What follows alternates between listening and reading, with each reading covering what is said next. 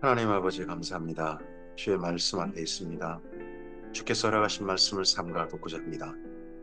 그 무엇보다도 성령님의 도우심을 기대합니다. 감화 감동하시옵소서. 주의 말씀을 가슴에 품고 주께서 말씀하신 대로 가슴에 담기게 해주셔서 이 하루 주께서 기대하신 삶으로 나아가게 하옵소서. 뜻이 하늘에서 이루어진 것처럼 우리의 삶을 통하여서도 우리 선하신 하나님의 뜻이 빛으로 향기로 맛으로 이 땅 가운데 스며 나오게 하옵소서. 부탁드리오며 예수님 이름으로 기도합니다. 아멘. 오늘은 요한복음 19장에서 21장까지 말씀 함께 읽습니다. 요한복음이 이제 마무리되어집니다. 세상을 향하신 사랑은 사람들의 반응은 믿음입니다. 그리고 주님께 부르심 받은 주께서 부르신 제자들, 그 제자들의 주님의 사랑을 향한 반응은 사랑입니다. 오늘 우리의 삶이 예수님 모범을 따라 이 사랑의 삶으로 나가기를 바랍니다. 요한복음 19장입니다. 이에 빌라도가 예수를 데려다가 채찍질하더라. 군인들이 가시나무로 관을 엮어 그의 머리에 씌우고 자색 옷을 입히고 앞에 가서 이르되 유대인의 왕이여 평안할지어다 하며 손으로 때리더라.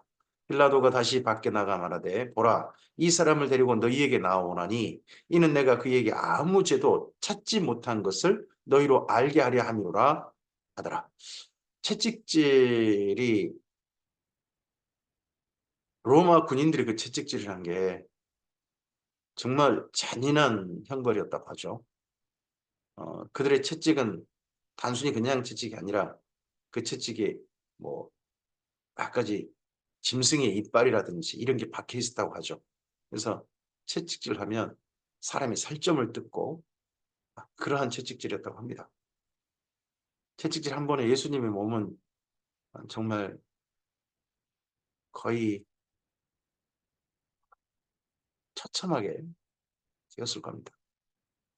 이에 예수께서 과시관을 쓰고 자색옷을 입고 나오시니 온몸이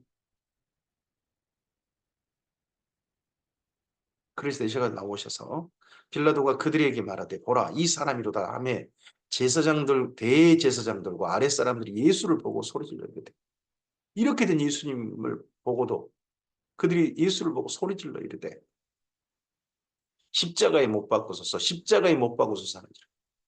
이들은 기어이 예수님을 죽여버리려고 빌라도가 이르되 너희가 친히 데려다가 십자가에 못 박으라. 나는 그에게서 죄를 찾지 못하였나. 재판장은 죄를 찾지 못했다고 자기는 사형원도 못한다고 합니다. 유대인들이 대답하되 우리에게 법이 있으니 그 법대로 하면 그가 당연히 죽을 것은 그가 자기를 하나님의 아들이라 하니이다. 하나님의 아들이다. 그 당시에 할 수 있는 유일한 한 사람이 있습니다. 그가 로마 황제입니다. 그런데 예수님께서 나는 하나님의 아들이다. 빌라도가 이 말을 듣고 더욱 두려워하여 다시 관정에 들어가서 예수께 말하되 너는 어디로부터냐 하되 예수께서 대답하여 주지 아니하신지라. 너는 어디로부터냐? 이건 로마 사람들의 이 질문은 다양할 수 있습니다. 너는 어떤 신이 보냈느냐 하는 말일 수 있습니다. 대부분 로마 사람들은 황제는 제우스라든지 주피터 그런 신이 보낸 사람이다. 그렇게 생각을 가지고 있을 수 있고 또 로마라고 하는 여신이 있죠. 그 여신이 보낸 사람이다. 할 수도 있습니다. 너 신의 아들이라면 어떤 신이 너를 보냈느냐? 빌라도가 이르되 내게 말하지 아니하느냐? 내가 너를 놓을 고난도 있고 십자가에 못 박을 고난도 있는 줄 알지 못하느냐? 예수께 대답하시되 위에서 주지 아니하셨더라면 나를 해할 고난이 없었으리니 그러므로 나를 내게 넘겨준 자의 죄는 더 크다 하시니라. 위에서 주지 아니하셨더라면 우리 성경은 하나님께 주셨다라고 그렇게 번역을 해놨습니다만 빌라도의 사람을 죽이고 총독으로서 사형 언도권은 로마 황제가 부여해 준 겁니다. 위에서 줬죠. 위에서 줬습니다. 궁극적으로 가면 하나님께서 이 땅에 사람들이 그렇게 살도록 질서를 그렇게 가지고 살도록 부여한 거죠. 제국이 존재하도록 그냥 허용하신 거죠. 하나님께로 가긴 합니다만 권한이 없다. 근데 나를 넘겨준 자의 죄는 더 크다. 넘겨준 자 누굽니까? 유대인들입니다. 그러므로 빌라도가 예수를 놓으려고 힘썼으나 유대인들이 소리질러 이르되 이 사람을 놓으면 가이사의 충신이 아니니라. 하나 자칭 하나님의 아들이라 하는 자를 놓은다면 로마 황제만이 하나님의 아들이라 할 수 있는데 이런 식으로 접근하는 겁니다. 무릇 자기를 왕이라 하는 자는 가이사를 반역하는 것입니다. 황제를 들먹거리고 여기 빌라도를 압박합니다. 무죄한 자를 죽여달라고. 빌라도가 이 말을 듣고 예수를 끌고 나가서 돌을 깐 뜰 히브리 말로 가바다에 있는 재판석에 앉아 있더라. 이날은 유월절의 준비일이요 때는 제6시라. 빌라도가 유대인들에게 이르되 보라 너희 왕이로다. 제6시가 새벽에 지금 이런 일을 했으니까 아침 6시인 거죠. 아침 6시 제6시 더하기 6을 할 필요 없습니다. 여기서는. 그들이 소리 지르되 없이 하소서 없이 하소서 그를 십자가에 못 박게 하소서. 빌라도가 이르되 내가 너희 왕을 십자가에 못 박으랴. 너희 왕을 십자가에 못 박으랴. 대제사장들이 대답하되 가이사 외에는 우리에게 왕이 없나이다. 하나님께서 유대인들에게 사랑을 고백할 때마다 그 사랑은 외면받았습니다. 호세아서에서 하나님께서 북이스라엘 사랑하셔서 부르고 부르셨습니다. 그런데 일어서는 자 한 사람 없다고 합니다. 예레미야서에서 하나님께서 남유다를 사랑하셨지만 남유다는 다른 신을 사랑하고 다른 나라를 사랑합니다. 예, 말라기에서는요. 하나님께서 내가 너희를 사랑했다 하는데 그들은 거꾸로 반발합니다. 어떻게 주께서 우리를 사랑하시냐. 주님은 주님의 사랑 고백에 유대인으로부터 항상 임해받았는데 이번에도 아들을 보내셨는데 그 아들마저도 그들은 외면해버립니다. 가이사 외에는 우리에게 왕이 없나이다. 오늘 우리의 삶도 하나님께서 사랑을 고백해 오신 그런 삶 아니겠습니까? 사랑한다고 하시면서 사랑으로 반응하기를 원하시는 그런 삶 아니겠습니까? 그런데 오늘 우리의 삶 속에 혹여나 이 유대인들처럼 가이사면 우리에게 왕이 없니다. 하나님의 왕이 아니라 내 욕심, 내가 하고 싶은 일, 어떤 사람, 어떤 권력 이런 것이 왕이 되어버린 그런 오늘 우리 하루이지 않기를 원합니다. 오직 하나님만이 우리의 왕이시고 사랑의 대상이시기를 바랍니다. 이에 예수를 십자가에 못 박도록 그들에게 넘겨주니라. 그들이 예수를 맡음에 빌라도가 맡은 게 아니라 그들이 대제사장들과 유대인들입니다. 예수께서 자기의 십자가를 지시고 해골 히브리 말로 골고다라 이라 하는 곳에 나가시니 그들이 거기서 예수를 십자가에 못 박을새 다른 두 사람도 그와 함께 좌우편에 못 박으니 예수는 가운데 있더라. 빌라도가 패를 써서 십자가 위에 붙이니 나사렛 예수 유대인의 왕이라 기록되었더라. 예수께서 못 박히신 곳이 성에 가까운 거로 많은 유대인이 이 패를 읽는데 히브리와 로마와 헬라 말로 기록되었더라. 여기 히브리라는 말은 히브리어일 수 있죠. 그와 함께 아람어일 수 있다고 합니다. 아람어. 그 당시 히브리인들은 주로 아람어를 많이 썼으니까. 유대인의 대제사장들이 빌라도에게 이르되 유대인의 왕이라 쓰지 말고 자칭 유대인의 왕이라 쓰라 하니 빌라도가 대답하되 내가 쓸 것을 썼다 하니라. 군인들이 예수를 십자가에 못 박고 그 옷을 취하여 네 깃에 나눠 각각 한 깃씩 얻고 속옷도 취하니 이 속옷은 호지 아니하고 위에서부터 통으로 짠 것이 속옷까지 벗겼어요. 그래서 예수님이 십자가에 달리실 때는요. 발가 벗겨져서 그 채찍질 맞아서 온몸이 난장이 됐는데 그 몸 그대로 십자가에 벌거벗은 몸으로 달리신 거죠. 군인들이 서로 말하되 이것을 찢지 말고 누가 얻나 제비 뽑자 하니 이는 성경에 그들이 내 옷을 나누고 내 옷을 제비 뽑나이다 한 것을 응하게 하려 함이라. 군인들은 이런 일을 하고 예수의 십자가 곁에는 그의 어머니와 이모와 글로바의 아내 마리아와 막달라 마리아가 섰는지라. 예수께서 자기의 어머니와 사랑하신 제자가 곁에 서 있는 것을 보시고 자기 어머니께 말씀하시되 여자여 보소서 아들이니이다 하시고 또 그 제자에게 이르시되 보라 내 어머니라 하신데 그때부터 그 제자가 자기 집에 모시니라. 사도 요한은 다른 사도들은 열심히 예수님을 위해서 목숨을 바쳐가며 예수님의 부활과 하나님 나라를 전할 때 그 일에 동참하지 못했다 그러죠. 예수님의 어머니 마리아를 모시니라고요. 그래서 마리아가 세상을 떠나고 나서야 그때서부터 예수님의 교회를 위해서 일하기 시작했다고 합니다. 그래서 1차 박해 때 사도 요한이 없는 이유는 그때까지도 예수님 어머니 마리아를 모시고 있었기에 사도 요한은 그때 포함되지 않았다고 합니다. 생존하신 거죠. 그 후에 예수께서 모든 일이 이미 이루어진 줄 아시고 성경을 응하게 하려사 이르시되 내가 목마르다 하시니 거기 신포도주가 가득히 담긴 그릇이 있는지라. 사람들이 신포도주를 적신 해면을 우슬초에 메어 예수의 입에 대니 예수께서 신포도주를 받으신 후에 이르시되 다 이루었다 하시고 머리를 숙이니 영혼이 떠나가시니라. 예수님의 모든 사역을 다 이루셨습니다. 이 다 이뤘다는 말은 또한 1장에서 있는 예수님을 향한 말씀과 연결되어집니다. 보라, 세상 죄를 지고 가는 하나님의 어린 양이로다. 이 세상 죄를 예수님께서 세례 받으시면서 전가 받으셨습니다. 세상 죄를 짊어지셨습니다. 그리고 십자가에서 세상 죄를 지고 제물로서, 영단번의 제물로서 그 생명을 바치셨습니다. 그래서 이 다 이뤘다는 표현은 다 갚았다. 값을 다 치루었다. 이 세상의 모든 값을 다 치루었다. 그러므로 예수님을 의지하고 값을 다 치르셨기에 예수님을 의지하고 주님 앞에 나아가는 자들에게는 예수님의 보혈이 뿌려져서 선포되는 거죠. 내 죄가 사함 받았노라. 너는 이제 주 앞에 의롭다.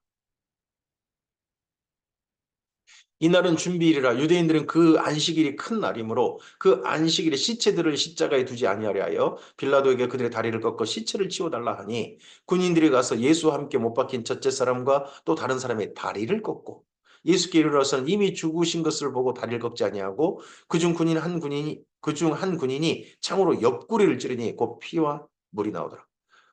사람을 아직 십자가에 달린 두 사람은 죽였는데 다리를 꺾었다고 합니다. 다리를 큰 망치 같은 걸로 쳐버리는 거죠. 그러면 다리가 뼈가 부서지면서 다리로 버텼던 그 몸이 버티질 못하고 십자가에서 팔에 의지하게 되면 숨이 막혀 죽는다고 합니다. 그리고 예수님이 이미 죽으신 걸 보고 확인사살하는 겁니다. 심장을 찔러버리는 거죠.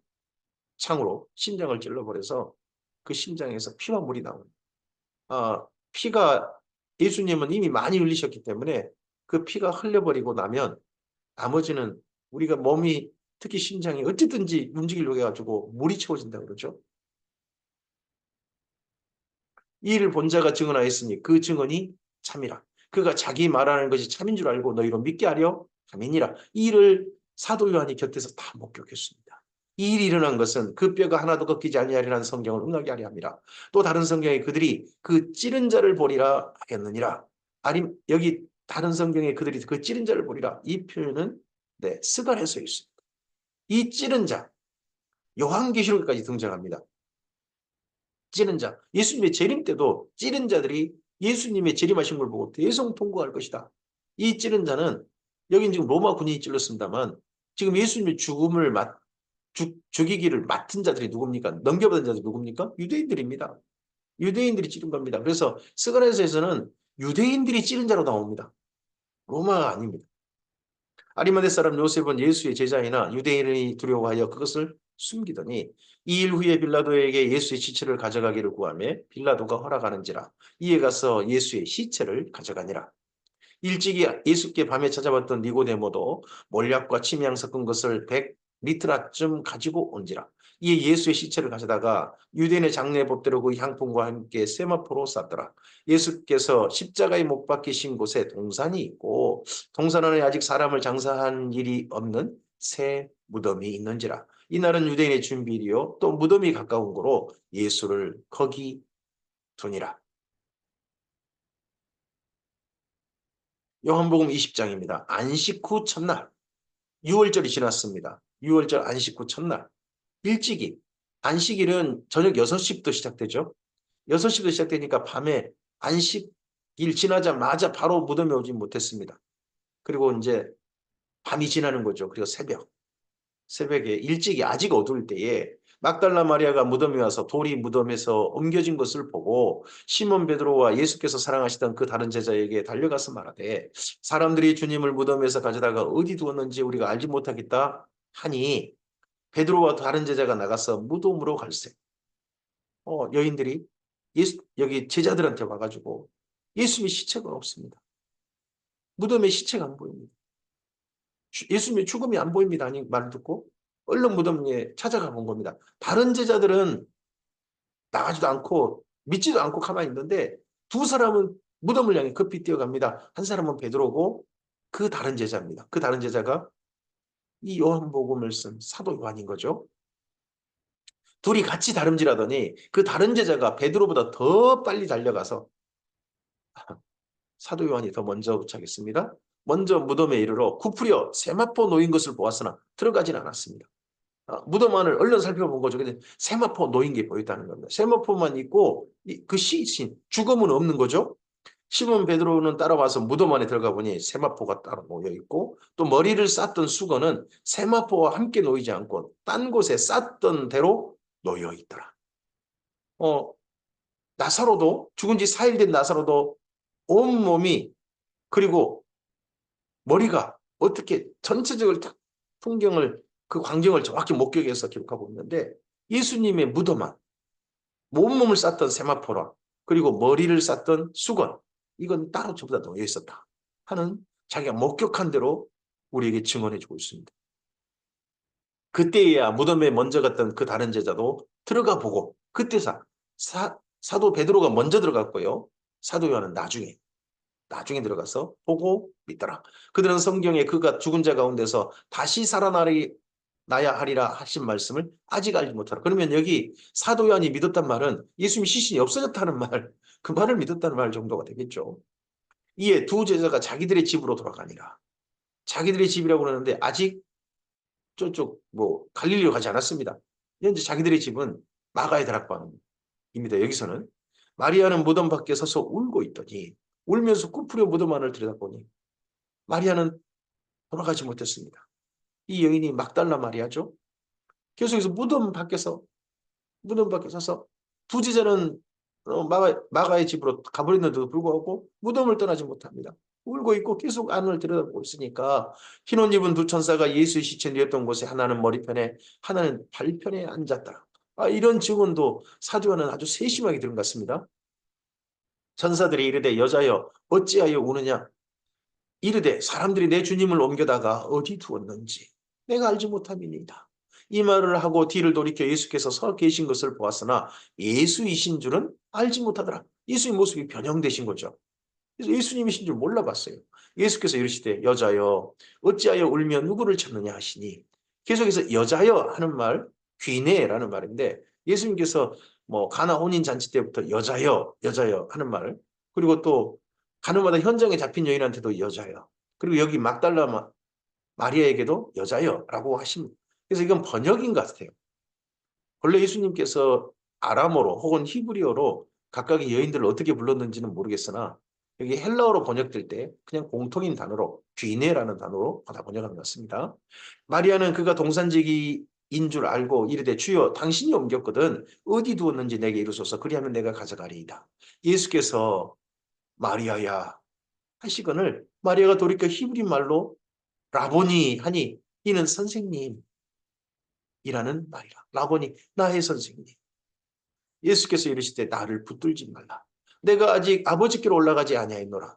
너는 내 형제들에게 가서 이르되 내가 내 아버지 곧 너희 아버지 내 하나님 곧 너희 하나님께로 올라간다 하라 하시니 막달라 마리아가 이제 마리아가 어느 마리아인지 정확히 표현하죠. 막달라 마리아가 가서 제자들에게 내가 주를 보았다 하고 또 주께서 자기에게 이렇게 말씀하셨다 이러니라.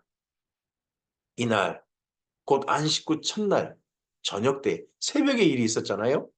이제 그날 저녁 때에 제자들이 유대인들을 두려워하여 모인 곳에 문들을 달았더니 문이 한 개가 아니었던 모양입니다. 마가의 다락방에 문이 120명 이상 들어올 수 있는 곳이고 문이 또 한 개가 아닌 큰 넓은 저택인 거죠. 2층 집, 2층이 예수께서 오사 가운데 서서 이르시되 문 다 닫았는데 가운데 서서 이르시되 너희에게 평강이 있을지어다. 아이고 순식간 문 다 닫혔는데 갑자기 누가 그 가운데 딱 나타나서 병강이 있을지도 그러면 귀신이다. 이런 소리 혹시 할 수 있을 것 같은데 제자들이 두려워 유령인가 해가지고 귀신인가 해가지고 막 떨었다라는 이야기가 다른 복음서에는 있죠. 누가복음 같은데 이 말씀을 하시고 손과 옆구리를 보이시니 제자들이 주를 보고 기뻐하더라. 예수께서 또 이르시되 너희에게 평강이 있을지어다. 아버지께서 나를 보내신 같이 나도 너희를 보내라. 제자들과 마지막 때가 기억나십니까? 예수님께서 너희에게 성령을 보내시겠다. 그리고 너희에게 세상이 주는 평은 아니고 내가 주는 평안을 너희에게 주겠다. 내가 세상을 이기는 그 평안 너희에게 주겠다고 그렇게 말씀하셨는데 여기 부활하고 예수님께 제자들과 만나셔서 너희에게 평강이 있을지어다. 보내시면서 파송하시면서 주신 말씀입니다. 너희에게 평강이 있을지어다. 이 말씀을 하시고 그들을 향하사 숨을 내쉬며 이르시되 성령을 받으라. 너희가 누구의 죄든지 사하면 사하여 줄 것이요 누구의 죄든지 그대로 두면 그대로 있으리라 하시니라. 이게 숨을 내쉬며 성령을 받으라.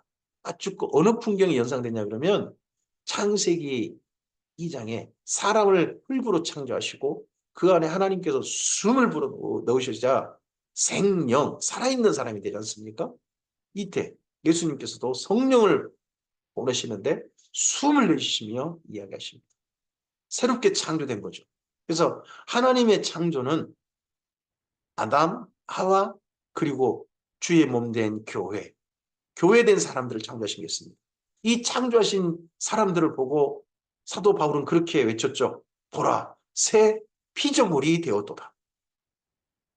12제자 중에 하나로서 디두모라 불리는 도마는 예수께서 오셨을 때 함께 있지 아니하니라. 다른 제자들이 그에게 이르되 우리가 주를 보았다 하니 도마가 이르되 내가 그의 손에 못자국을 보며 내 손가락을 그 못자국에 넣으며 내 손을 그 옆구리에 넣어보지 않고는 믿지 아니하겠노라 하니 다른 제자들은 겁이 나가지고 안 씻고 첫날 나가도 못하고 문 꾹꾹 닫고 있었어요. 예수님이 아침에 부활하셨다는 소식 여자들의 말도 듣지도 않고 믿지도 않고 뭐 그냥 나가도 못하고 그러고 있었어요. 근데 한 사람 도마는 디두모라 불리는 쌍둥이라고 불리는 도마는 나가서 실제 예수님을 찾아본 것 같아요. 시신 여기저기 헤매고 다녔던 것 같아요. 그러다가 저녁 늦게 들어온 거죠. 실제로 이 말을 듣고 무슨 그런 일이 있나. 내가 그 손가락 그 못자국을 손 넣어보고 옆구리에 넣어보면 내가 그때 믿겠다. 여드레를 지나서 8일이 지났습니다. 제자들이 다시 집안에 있을 때에 도마도 함께 있고 문들이 닫혔는데 예수께서 오사 그 가운데 서서 이르시되 너에게 평강이 있을지어다 하시고 도마에게 이르시되 내 손가락을 이리 내밀어 내 손을 보고 내 손을 내밀어 내 옆구리에 넣어보라. 그리하여 믿음 없는 자가 되지 말고 믿는 자가 되라. 이랬을 때 도마가 실제 손가락으로 넣어봤는지 그 못자국을 손목에 못자국에 이런 데를 만져봤는지는 우리 성경은 이야기하지 않습니다. 도마가 어떤 확인 과정을 거쳤는지 이 말씀만 듣고 그랬는지 모르지만 여기 요한복음상의 가장 최고의 절정, 극치의 신앙 고백을 합니다. 나의 주님이시요 나의 하나님이십니다. 1장부터 시작된 예수님을 향한 신앙 고백이 도마의 신앙 고백에서 최고봉에 이릅니다. 나의 주님, 나의 하나님. 예수님을 향한 신앙 고백입니다. 이 신앙 고백하는 자들에게 21장에 질문이 있는 거죠. 예수께서 이르시되 너는 나를 본고로 믿느냐? 보지 못하고 믿는 자들은 복되도다 하시니라. 그러면 여기 이 말씀은 여기 보지 못하고 믿는 자들은 복되도다 하는 말씀은 그 자리에 부활을 목격한 사람들이 아니라 목격하지 않고도 부활의 증인 또는 이 말씀만 듣고 보고도 이 사실을 사실로 받아들여서 믿게 된 자들에게 복되다고 하신 거겠죠. 오늘 우리들 아니겠습니까? 보지 못하고도 예수님을 믿고 예수님을 사랑하게 된 우리들 아니겠습니까? 예수께서 제자들 앞에서 이 책에 기록되지 아니한 다른 표적도 많이 행하셨으나 오직 이것을 기록함은 너희로 예수께서 하나님의 아들 그리스도이심을 믿게 하려 함이요 또 너희로 믿고 그 이름을 힘입어 생명을 얻게 하려 함이니라. 여기 너희가 누굽니까? 이 요한복음을 읽게 될 독자들입니다. 요한복음을 그 당시에 낭독하면 듣게 될 당시 교회들입니다. 오늘 우리들이 바로 너희입니다. 우리에게 사도 요한과 이 요한복음을 기록한 이들은 골랐습니다. 예수님의 행적 중에. 골라서 우리에게 알려줬습니다. 이런 예수님을 믿고 예수님을 사랑하는 사람으로 주 앞에 서기를 바라면서. 요한복음 21장입니다. 시몬 베드로와 디도모라는 도마와 갈릴리 가나 사람 나다나엘과 세베대의 아들들과 또 다른 제자 둘이 함께 있더니 어디예요? 갈릴리에서요.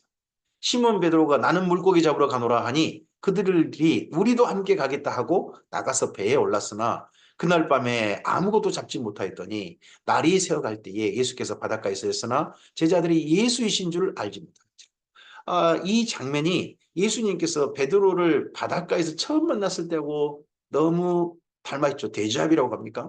참 뭐 데칼코마니 같은 그런 장면이죠. 그날 전에 예수님 만나기 전에 베드로가 물고기 한 마리도 못 잡잖아요.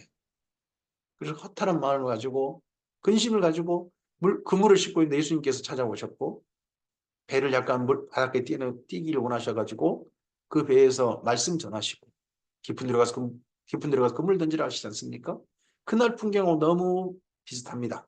밤새 이 갈릴리의 정말 전문가들인데 그날도 허탕이었습니다. 한 마디도 못 잡았습니다. 근데 예수께서 이번 배에 서신 게 아니라 바닷가에 서셨습니다. 예수께서 이르시되 얘들아 너희에게 고기가 있느냐 대답하되 없나이다. 물고기 한 마리도 못 잡았습니다. 이르시되 그물을 배 오른편에 던지라. 그리하면 잡으리라. 예전에 깊은 데로 가서 그물을 던지라 내리라 하셨는데 그것도 낮에 이때는 새벽입니다. 배 오른편에 던지라. 이에 던졌더니 물고기가 많아 그물을 들 수 없더라. 자, 이러자 사도 요한은 바로 그날이 떠올랐습니다. 예수께서 사랑하시는 그 제자가 사도 요한이 베드로에게 이르되 주님이시라.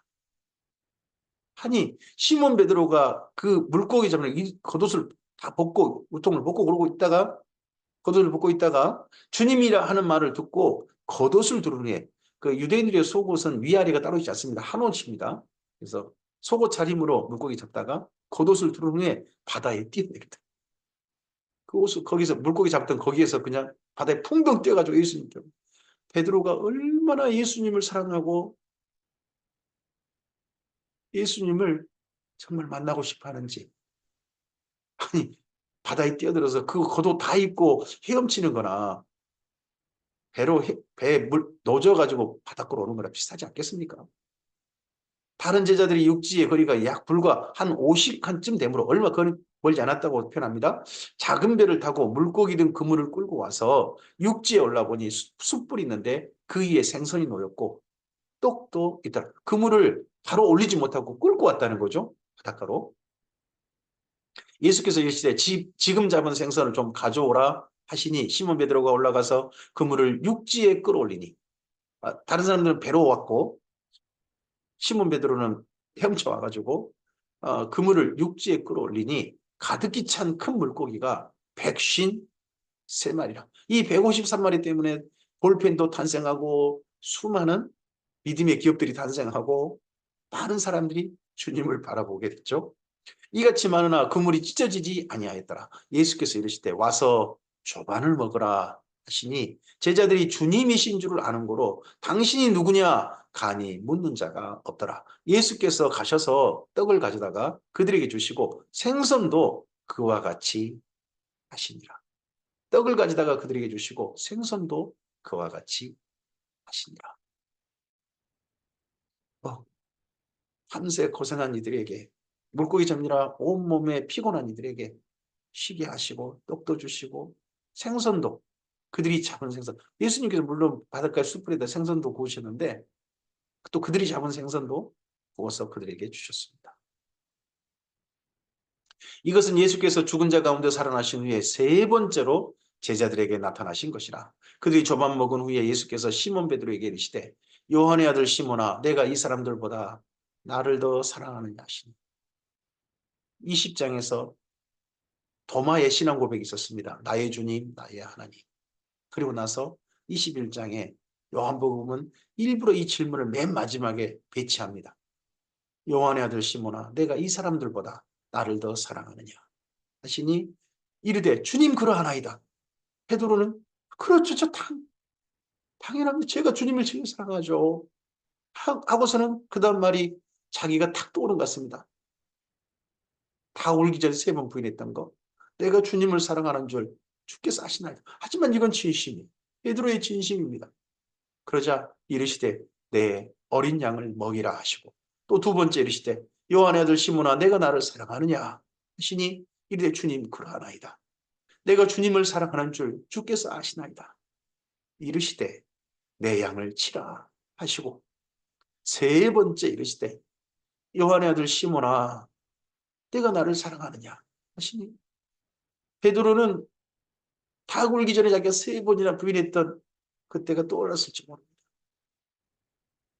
주께서 3번째 내가 나를 사랑하느냐 하심으로 베드로가 근심하여 이르되 주님 모든 것을 아시오매 내가 주님을 사랑하는 줄 주께서 아시나이다.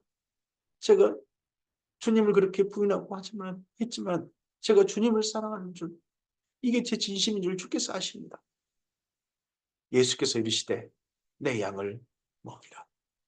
예수님께서 베드로에게 부탁하신 내 양, 그들이 누굽니까? 예수님께서 십자가에서 못 박히셔서 생명을 바쳐서 주께로 부르신 주님의 사람들입니다. 그 사람들을 베드로에게 맡기셨습니다. 내 양을 먹이라, 내 양을 치라, 내 양을 돌봐달라. 예수님께서 베드로를 믿어주신 것입니다. 오늘 우리의 삶은 주께서 우리를 믿어주셔서, 아니 우리가 주님을 믿은 게 아니라 주께서 우리를 믿어주셔서 우리에게 맡겨주신 선물입니다. 내가 진실로 내게 이르노니 내가 젊어서는 스스로 띠띠고 원하는 곳으로 다녔거니와 늙어서는 내 팔을 벌리리니 내가 남이 내게 띠띠우고 원하지 아니하는 곳으로 데려가리라. 이 말씀을 하시면 베드로가 어떠한 죽음으로 하나님께 영광 돌릴 것을 가리키심이로라.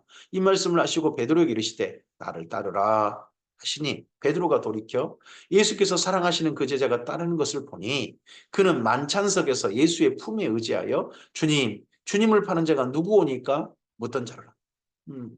사도 요한에 대해서 궁금해합니다.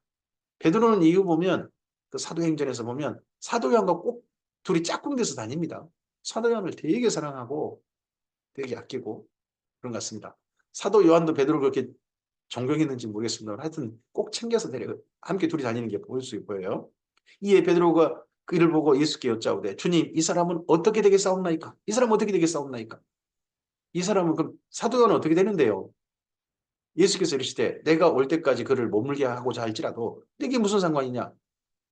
너는 나를 따르라 하시더라. 이 말씀이 이제 여기 무리들한테 사람들한테 퍼져나가가지고 좀 오해가 됐다는 거죠. 이 말씀이 형제들에게 나가서 그 제자는 죽지 아니하겠다. 예수님 재림 때까지 죽지 않는다. 살아서 주님 본다. 하고 사람들한테 재림하신 주님 만난다. 막 이렇게 사람들한테 소문이 퍼져나갔다는 거죠. 예수의 말씀은 여기 글을 쓰고 있는 사도 요한이 오해를 마지막으로 불식시킵니다. 그가 죽지 않겠다 하신 것이 아니라 내가 올 때까지 그를 머물게 하고자 할지라도 내게 무슨 상관이냐 하신 것이라. 베드로야 너 그거 너한테 내가 요한을 어떻게 하든 그건 넌 뭔 상관인데 너는 너의 일 해. 너의 인생을 잘 살면 돼. 우리 자꾸 다른 사람을 의식하고 주님 안에 아니요 우리 자신의 인생을 우리 자신에게 맡겨주신 일들을 오늘 내가 해야 할 삶을 집중하면 됩니다. 누구를 보고 괜히 경쟁의식 느끼고 열등의식 느끼고 우월감 가지고 그럴 필요 없습니다. 내 삶을 성실하게 오늘도 사는 것. 이 주님께서 마지막 제자를 향한 부탁인 거죠. 이 일을 증언하고 이 일들을 기록한 제자가 이 사람이라. 우리는 그의 증언이 참된 줄 아나. 여기 우리가 누구겠습니까? 사도 요한이 여기 요한복음의 모든 증언을 글로 아마도 문법도 잘 안 맞는 글을 썼을 겁니다. 근데 이 글을 다시 헬라어 문법에 맞게 그리고 헬라어로 번역한 사람들 그들이 우리일 겁니다. 이 요한복음 저작에 동참한 사람들 그들이 우리일 거예요.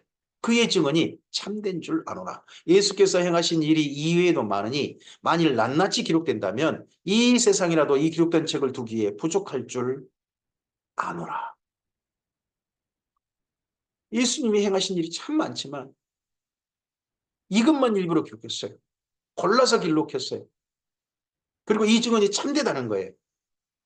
참된 이 증언을 통해서 이 글을 읽는 사람들, 이 글을 대하는 사람들이 예수님을 믿고 영생을 얻고 예수님께 사랑하셨던 것처럼 사랑하는 삶을 살길 바라서 쓰고 있는 성경이, 예수님의 사랑의 모범을 쓰고 있는 성경이 요한복음입니다.